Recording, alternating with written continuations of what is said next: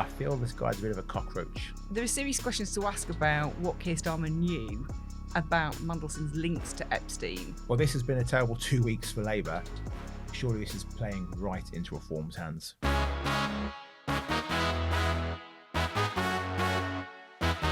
Welcome to Friday's edition of the Daily Expresso. I'm JJ Anisiobi, and this is my boss, Daily Express Associate Editor, Sam Lister. Now, as is always the case on Fridays, today's episode's all about you, the loyal Express reader, viewer, and listener. We've gone through all your comments and letters, and we're going to read them out and answer some of your questions. Sam, first off, my question, how are you doing? How am I doing? It's been quite a week, hasn't it? It has been. It's been busy 2 weeks for you. Busy 2 weeks. We've had the Reform Party conference that was finished last Friday. We've obviously got a tube strike in London, which is driving me insane. Yep. Taking me 2 hours to get in this morning. I came by boat. Feel a bit like James Really? Bond, yeah. 2 hours? Although I'm sure it wouldn't take him 2 hours. I've got my steps up this week. I'm very angry at Sadiq Khan. Submarine Sadiq. Where has he been this week? Yeah, not seen Hare nor hound. I don't know what I'm saying. You're tired. You need some more I'm caffeine. tired. Yeah, I do need some more coffee. Anyway, we haven't seen him. That's the point. RMT, obviously. I mean, what are they doing? I sat next to a poor girl on the bus, and poor Australian girl who come over with an enormous suitcase, trying to get from King's Cross across to Victoria Station. And I mean, honestly, I just felt so sorry for her. She went, is it always like this? Oh, I apologise on behalf of our nation. Yeah. But it just felt, she's just one of many, many, many tourists who've hit London this week. Yeah. And must just be thinking we're a joke. Terrible timing. Well, sorry, Aussies. Every Friday, we want to make your comments front and centre of the programme. This is our chance to hear from the people who matter, which, of course, is you. I think we are settling in a bit now into this new show, and it was great to read some of your praise and suggestions. This one was nice to see, as I think it captures the essence of what we're trying to achieve here, essentially. So this one was from Barking Mad 2296, talking about our last week's episode. That was a really good discussion. I enjoyed the humour between two differing views instead of listening to a shouting match. Great, keep it going. That's a good endorsement. Yeah, great, and great name, Barking Mad. I love it. Sam, it has been well-natured enough so far, but there's been a few feisty moments, especially behind the scenes. I don't want to give too much away to the viewers, but Carol Malone was not a happy bunny yesterday. She was not. No, she was not. No. I thought she was going to hit me at one point. Well, I mean, you were a brave man to say she'd been born in 1856 or whatever it was. I call it as I see it. There's also this comment, another one of these comments from Dave Cook 3587. So they put a lefty fronting the show. How disappointing. No thanks. Well, thank you for watching, Dave, and thanks for messaging in. Appreciate it. What? Why is everyone think I'm a mad lefty? Because you keep saying that you're a lefty. and when you're clearly not. I guess you're right, yeah. Yeah. That's been told to me a lot, actually, over the last couple of weeks. As I said before, I just go with common sense. Yeah. Some of the stuff on the left is good. Yeah. Some of the stuff on the right is good. No one has a monopoly on good ideas. That is true. No true. one party knows and gets everything right. So I think it's a very I mean, I couldn't be a member of a political party for that reason. So yeah. But I'm thinking after the abuse I got from my own colleagues when I admitted that I'm a paid-up member of the Labour Party, I'm now considering actually ending my membership.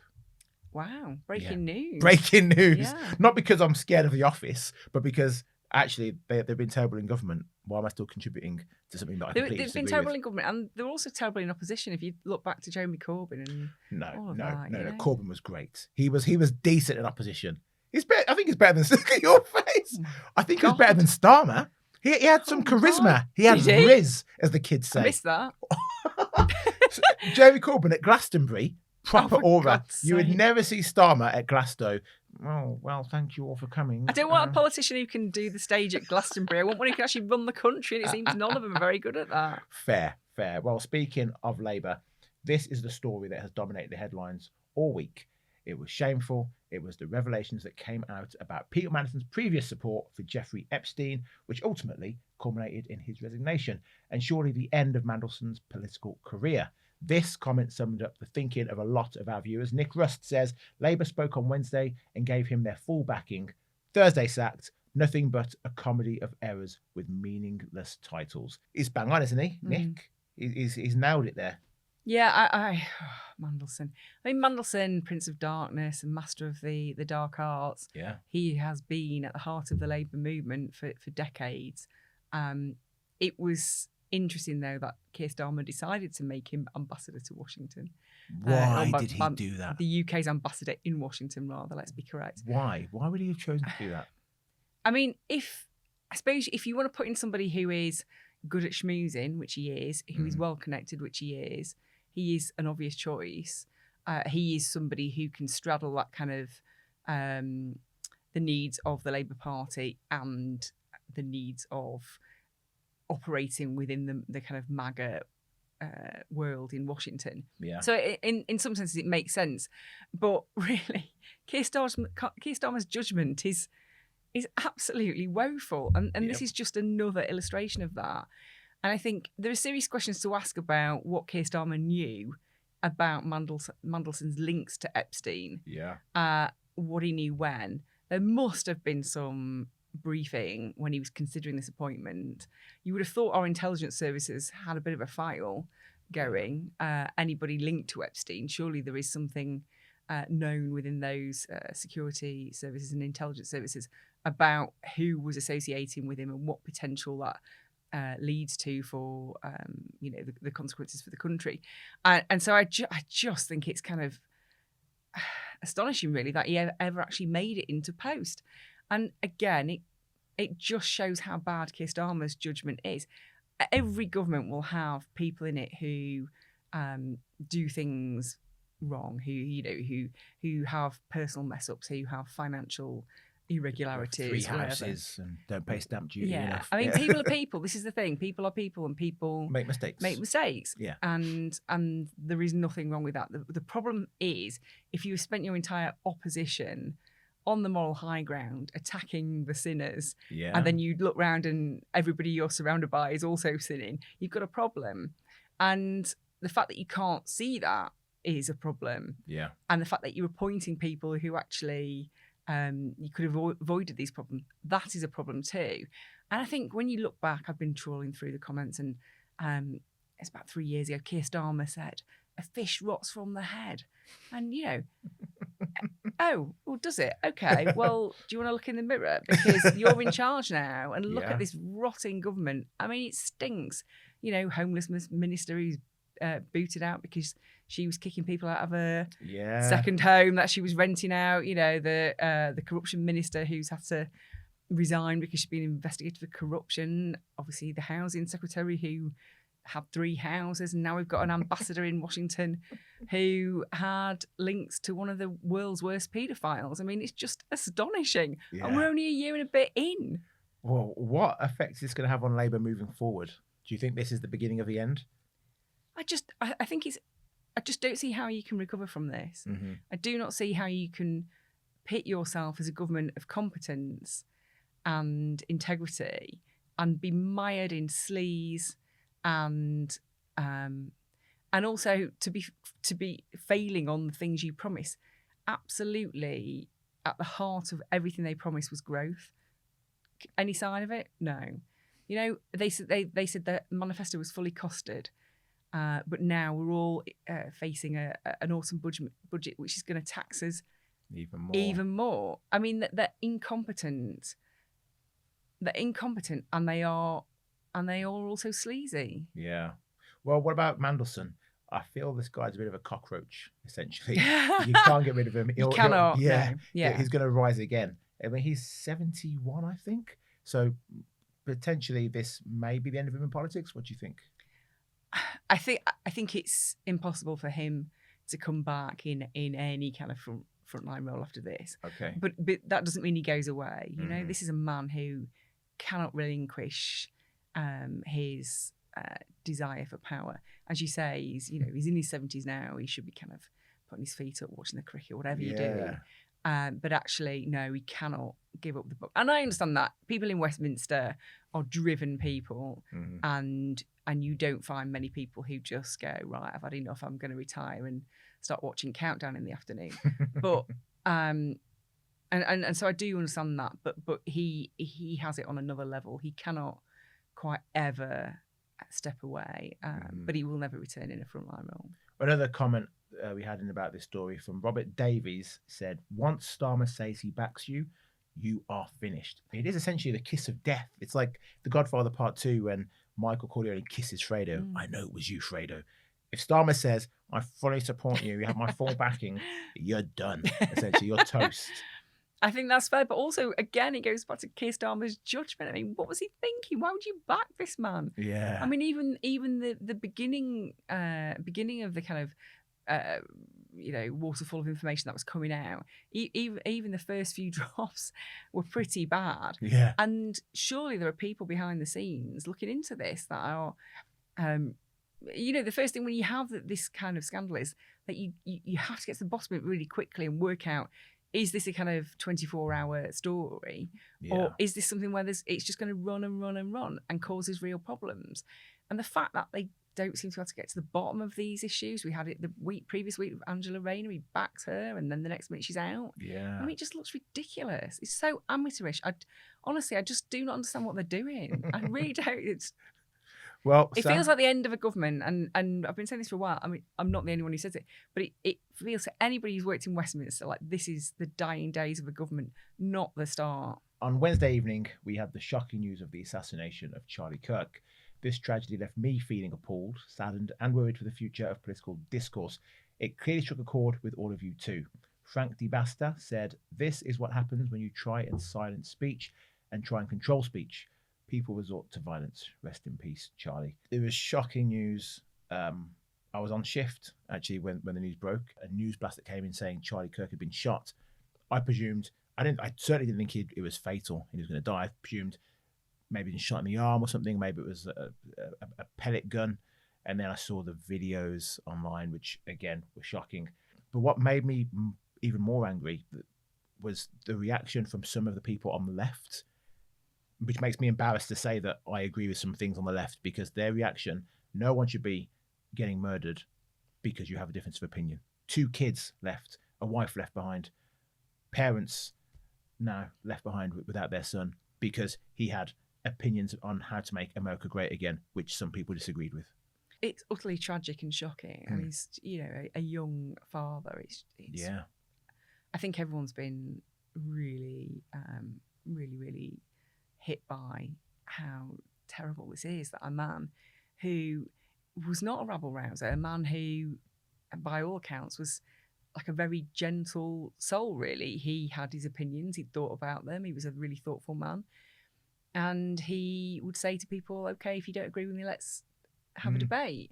And I think it goes back to the comments we had at the top of the programme, where actually I would hope we can have jovial, good-natured debates where everybody comes at it from a point of integrity, where you've thought about what you think, your beliefs, you've kind of decided, you've researched it, you've thought about where you come from in life and how that affects what you think, and you're happy to then defend that against somebody who has the opposite view.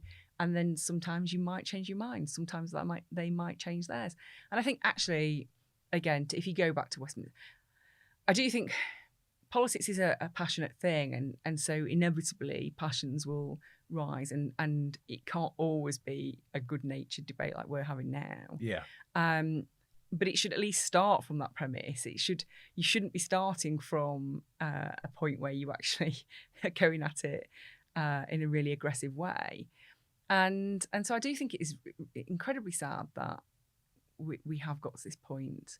But I think on the free speech side of things, nobody is responsible for this murder apart from the person who pulled that trigger. And I think when you start apportioning blame, well, these people have said this, so therefore that person has, you can tangle yourself in knots. I mean, I kind of look back to my childhood when every time there was a new horror film out, anytime any teenager did something a little bit, a little bit Sinister, dodgy, yeah. then it was always linked to whatever horror film was out at the time. Well, I mean, obviously kids are more impressionable, but really it's not the horror film's fault. It is that person, and you are almost, you're taking the responsibility off them. You're saying, well, it's the circumstances that cause them to be that murderer. Well, actually, no. let's be really clear, they are responsible for their actions, no one else. Do you think this is becoming a big problem in Britain too? That we've got the extreme right and the extreme left who despise each other and are never going to be open to hearing the other's dialogue? I think it's definitely got worse in the last, I don't know, probably 10 years. And it's kind of cliche to say social media is to blame, but I think it plays a large part in that. Yeah. I think actually we've probably always been as a country pretty 50-50 as to where people stand. But it's become angrier and more polarised, that is for sure. And, you know, I've got friends like you. I've got friends from all over the political spectrum. I mean, all over it, you know. I know people in all the parties. And you don't just hang around with people you agree with. I mean, I would find that really tedious, actually. And I find it odd that people really can't bear to associate with people who don't agree with them. I mean, I like a good argument, so quite happy to thrash out my views. I mean, I just find it astonishing, and I think it's a very sad turn of events. Well, one message that did give me some hope was from a critical Muslim thinker. They said, "This is terrible. I did not agree with his views, but this is so wrong. A terrible thing to happen. Condolences to his family." We started the week by bringing you updates from the Reform Party conference, and there was a range of reactions from you on their blockbuster meet in Birmingham.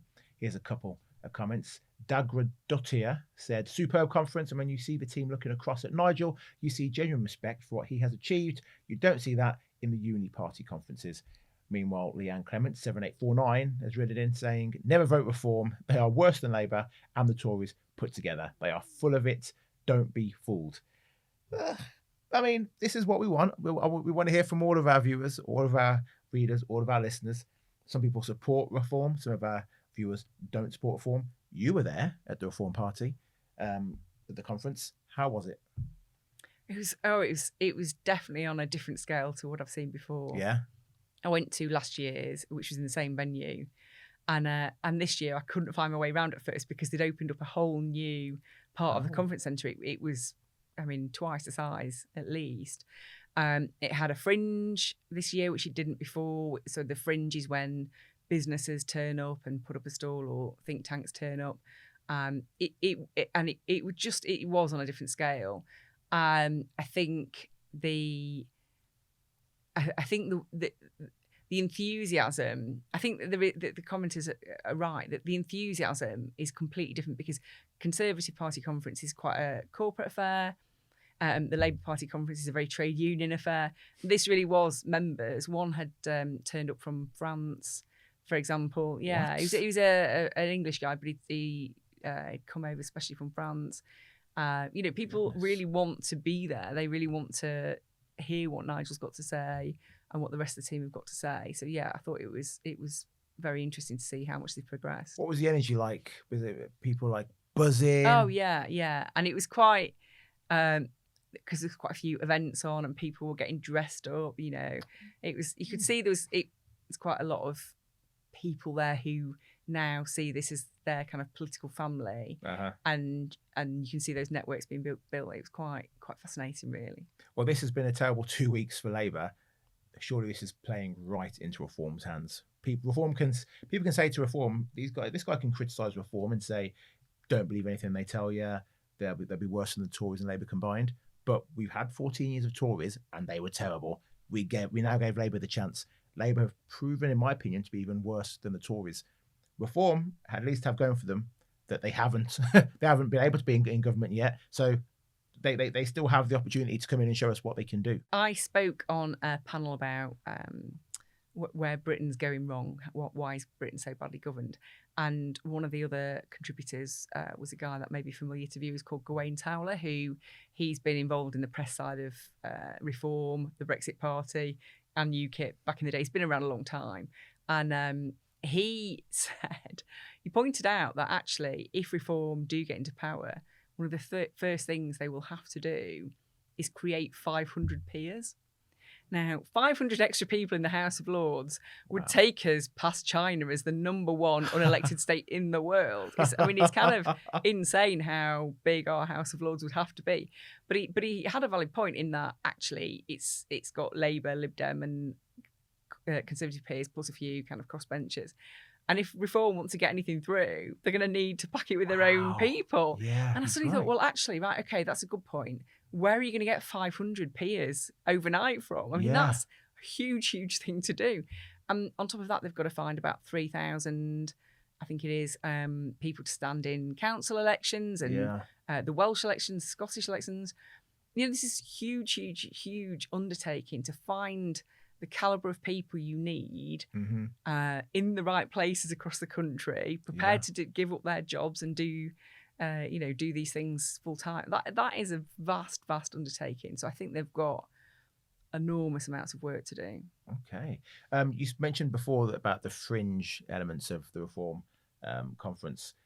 Well, we were there. The Express was there. Yeah. Tell me about this pub quiz. I've never heard of this before at a conference. It sounds amazing. It's the first time we've ever done it, and we didn't want to do one of the boring. There's a lot of organisations will do boring corporate drinks do's where you get a glass of warm white wine or whatever, and people chat politely. We wanted something a bit more fun, so we did the Daily Express Great British Pub Quiz, hosted by Christian Calgie, who's one of our parliamentary team.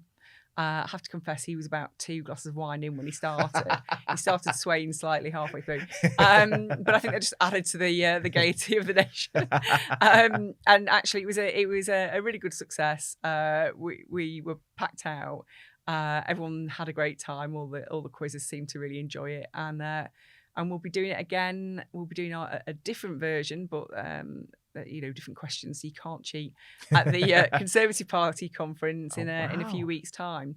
So amazing. Any viewers who are attending the Tory Party conference and you fancy coming along, we've got some prizes. We've got a special guest, Robert Jenrick's going to pop along. So yeah, come along. Sam Lister, thank you very much. See you next Friday. You will. Right, that is it for this week, but please do keep on asking us your questions. And as always, let us know who you want to be on the show and what stories you want to cover in more detail. Thank you for watching the Daily Expresso. Join us again on Monday, and who knows what will be on the news agenda then. Bye-bye.